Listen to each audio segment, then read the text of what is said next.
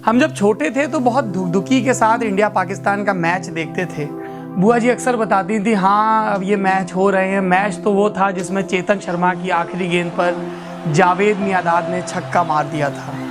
वो छक्का सीधे यहाँ पूरे मुल्क को लगा था और उसके बदले अब हम हर वर्ल्ड कप में पाकिस्तान को हराते हैं। चेतन शर्मा की जब भी हम बात करते हैं तो बार बार जिक्र आता है कि वो पहले भारतीय क्रिकेटर थे जिन्होंने वर्ल्ड कप में इंडिया के लिए हैट्रिक ली। लेकिन आप देखिए, दास्तानें ऐसे लिखी जाती हैं जिसमें एक इत्तेफाक होता है जो आपके पूरे किए कराए को मटिया मेट कर देता है। लेकिन आज मैं आपको क्रिकेट का नहीं, सियासत के इत्तेफाक का किस्सा सुना रहा हूँ। एक ऐसे नेता का किस्सा जो एक राज्य का मुख्यमंत्री रहा, 1972 से 2004 तक लगातार लोकसभा के चुनाव में उसने फतेह हासिल की। लेकिन उस आदिवासी नेता का जिक्र सिर्फ तब आता है मेन स्ट्रीम मीडिया में और किस्सों में जब 1999 के उस विश्वास मत की चर्चा होती है जिसे अटल बिहारी वाजपेयी के नेतृत्व वाली एनडीए सरकार एक वोट से हार गई थी। जी हाँ, मैं बात कर रहा हूँ गिरधर गमांग की, जो 1972 में पहली बार कोरापुट की संसदीय क्षेत्र से चुनाव जीतकर लोकसभा पहुंचे थे। गिरधर गमांग लगातार चुनाव जीतते रहे, इंदिरा लहर, राजीव लहर, यहाँ तक कि 1977 की इमरजेंसी के दौरान भी वो चुनाव नहीं हारे थे। लेकिन 1999 में जब उड़ीसा में कांग्रेस की राजनीतिक उठापटक बहुत तेज हो गई, तब पार्टी आला कमान ने यानी कि सोनिया गांधी ने उन्हें मुख्यमंत्री बनाकर भेजा। तारीख थी 17 फरवरी और 17 अप्रैल यानी कि 2 महीने के बाद अटल बिहारी वाजपेयी की सरकार जब विश्वास मत पर बहस कर रही थी, तब गिरधर गमांग माननीय सांसद के तौर पर सदन में मौजूद थे।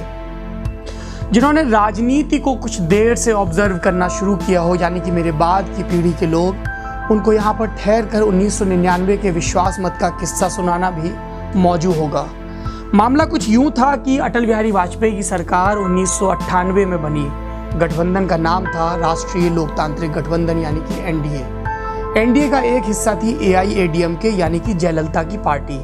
जयललिता की पार्टी उस समय तमिलनाडु में सत्ता के बाहर थी और उनका लगातार वाजपेयी सरकार पर यह दबाव था कि वो डीएमके यानी कि करुणानिधि की सरकार को बर्खास्त करें।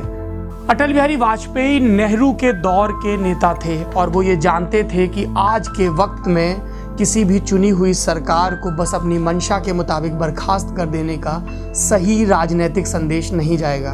तो जाहिर सी बात है कि अटल ने अम्मा को इनकार कर दिया और इसके बाद सुब्रमण्यम स्वामी, जो इन दिनों बीजेपी के नए गुरिल्ला योद्धा बने हुए हैं, वो हरकत में आए।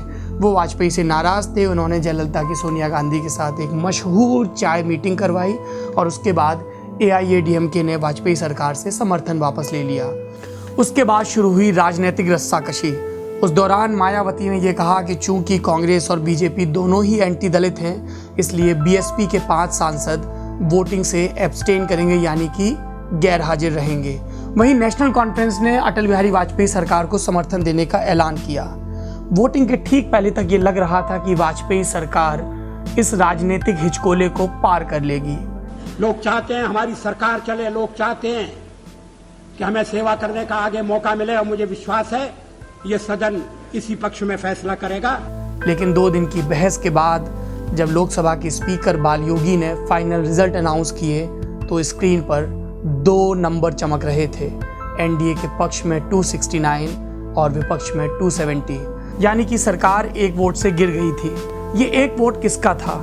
कुछ राजनीतिक प्रेक्षकों की माने तो ये एक वोट सैफुद्दीन सोज का था। सैफुद्दीन सोज नेशनल कॉन्फ्रेंस के लीडर थे और जम्मू कश्मीर से सांसद थे। उन्होंने पार्टी की व्हिप के खिलाफ जाकर एनडीए सरकार के विपक्ष में वोट डाला। मगर ज़्यादातर लोगों का मानना है कि ये एक वोट गिरधर गमांग का था, जिन्होंने तब तक कोरापुट की लोकसभा की सदस्यता से इस्तीफा नहीं दिया था, जबकि उनको मुख्यमंत्री बने 2 महीने हो चुके थे।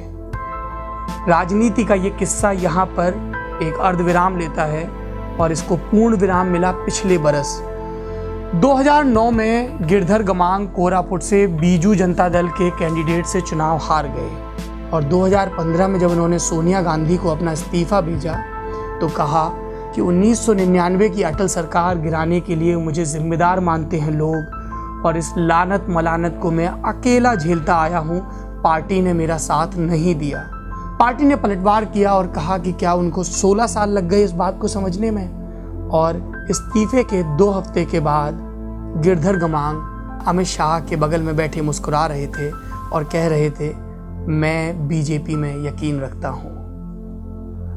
जल्द हाजिर होंगे सियासत के एक और किस्से के साथ।